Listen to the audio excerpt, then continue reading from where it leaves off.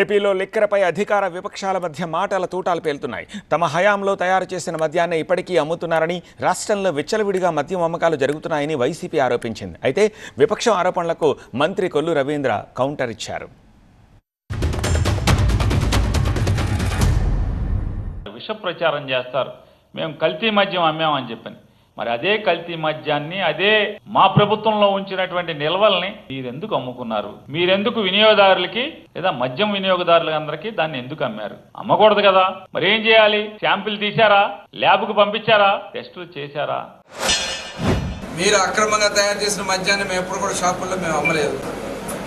Government వచ్చిన తర్వాత మేము వాళ్ళు తెస్తున్నటువంటి బ్రాండ్లన్నీ కూడా నాణ్యతతో కూడుకున్నటువంటి బ్రాండ్లు తీసుకొస్తున్నాం.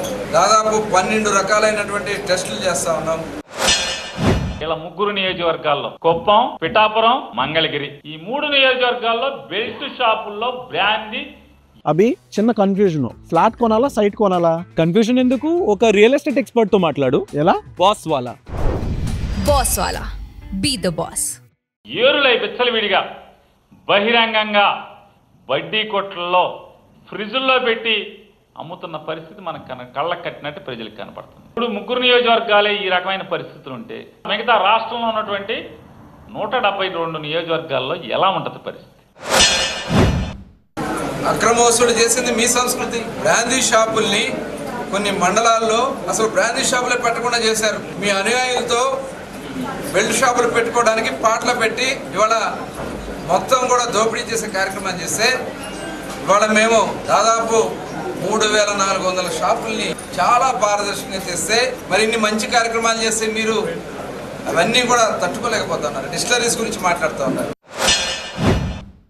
కోర్టుకేమో మిథున్ రెడ్డి ఇంతవరకు ముద్దాయిగా మేము చూడలేదు, మేము ఇంకా పసిగట్టలేదని చెప్పాము కోర్టుకి.